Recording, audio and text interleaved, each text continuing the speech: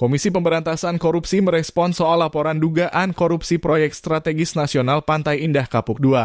Diketahui laporan ini menyeret nama Presiden ke-7 RI Joko Widodo hingga pemilik Agung Sedayu Group Sugianto Kusuma alias Aguan untuk diperiksa. Lantas apakah lembaga anti rasa ini berani mengusut kasus yang menyeret nama Jokowi? Terkait hal itu, KPK memastikan akan menganalisa laporan yang diajukan mantan pimpinan KPK Abraham Samad dan Muhammad Yasin ini. KPK menyampaikan terima kasih dan apresiasi atas pertemuan ini. Sebagaimana komitmen kami untuk menjalin kerjasama dengan seluruh elemen masyarakat dalam pemberantasan korupsi. Karena kepercayaan dan dukungan publik penting untuk pemberantasan korupsi yang efektif dan berdampak nyata bagi masyarakat.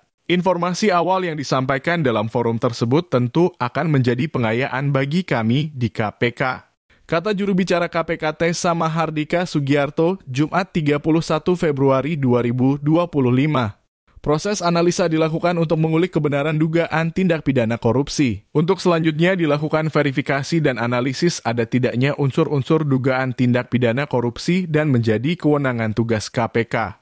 Jelas Tessa Mahardika. Diketahui KPK pada Jumat lalu menerima kunjungan dari mantan pimpinannya. Sejumlah aktivis anti korupsi yang tergabung dalam koalisi masyarakat sipil juga ikut mendampingi. Abraham Samad mengaku telah menyerahkan berbagai dugaan korupsi PSN PIK II ke pimpinan KPK Setio Budianto. Kami ini masyarakat yang peduli terhadap pemberantasan tindak pidana korupsi. Tadi kita berdiskusi sama pimpinan KPK, dihadiri langsung oleh Pak Fitroh Roh Cahyanto dan Pak Ibnu Basuki Widodo, kemudian menyusul Pak Ketua, Pak Setio Budi juga hadir. Kita mendiskusikan kasus yang sedang hangat. Kebetulan kita membawa laporannya juga yang sudah dibuat oleh teman-teman koalisi, yaitu dugaan korupsi proyek strategis nasional PIK II. Kata Abraham di Gedung Merah Putih KPK Jakarta Selatan, Jumat. Abraham Samad meminta KPK dapat melakukan investigasi terkait dugaan korupsi yang terjadi di PSN PIK II. Ia menduga proyek PSN PIK II kental nuansa korupsi. KPK punya kewenangan untuk melakukan pemeriksaan terhadap penyelenggara negara, baik yang ada di tingkat daerah maupun yang ada di tingkat pusat. Karena kita bisa duga bahwa penetapan PIK menjadi PSN itu tidak terlepas dari praktek kong kali kong, praktek suap menyuap. Lebih jauh kita bisa melihat bahwa di situ ada kerugian negara sebenarnya ya. Jelas Abraham Samad. Abraham Samad juga menyoroti penerbitan sertifikat di atas laut pesisir Tangerang.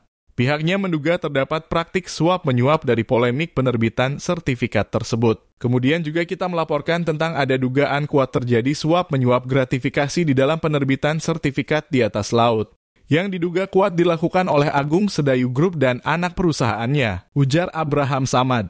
Abraham Samad mengingatkan KPK untuk tidak takut memanggil pihak-pihak yang diduga terlibat proyek PSN PIK II. Oleh karena itu, kita meminta supaya KPK tidak usah khawatir memanggil orang yang merasa dirinya kuat selama ini, yaitu Aguan, ujar Abraham Samad. Menurut mantan Wakil Ketua KPK Muhammad Yasin, penggunaan aset di atas laut itu merugikan negara karena tidak mengikuti aturan perundang-undangan yang berlaku. Hal itu tertuang dalam UUD 1945 yang menyebutkan bahwa bumi, air, dan kekayaan yang ada di dalamnya digunakan untuk kemakmuran rakyat. Tidak bisa dikuasai oleh oknum tertentu, dikuasai untuk proyek-proyek yang tadi disebutkan Pak Abraham Samad itu PIK II, berikut dengan penerbitan sertifikat yang super cepat itu. Itu sudah melanggar, itu bisa UUD 45 yang dilanggar, Konstitusi, Undang-Undang 31 tahun 1999 Pasal 2. Kata Yasin. Yasin tak memungkiri Kejaksaan Agung telah menerbitkan surat perintah dimulainya penyelidikan untuk mengusut polemik pagar laut di Tangerang.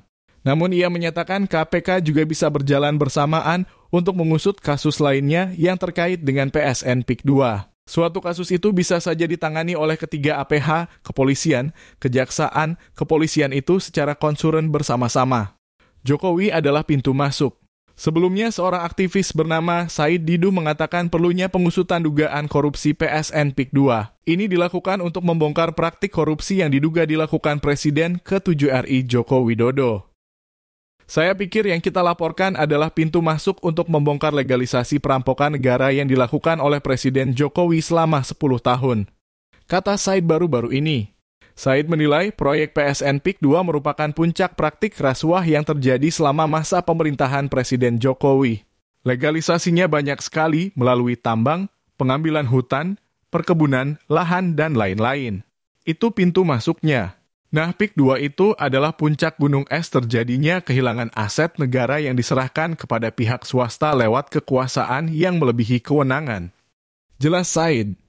Said juga meminta KPK untuk menghitung kerugian negara akibat proyek ini. Tadi saya meminta kepada KPK sederhana melihat berapa jalan, berapa pantai, berapa irigasi yang sudah diambil alih oleh PIK 2. Apakah ada ganti ruginya kepada negara atau hilang begitu saja karena sudah ada berapa kecamatan habis? Tegas Said. Said menilai Jokowi ikut andil dalam rekayasa tersebut ketika menjadikan PIK 2 sebagai PSN.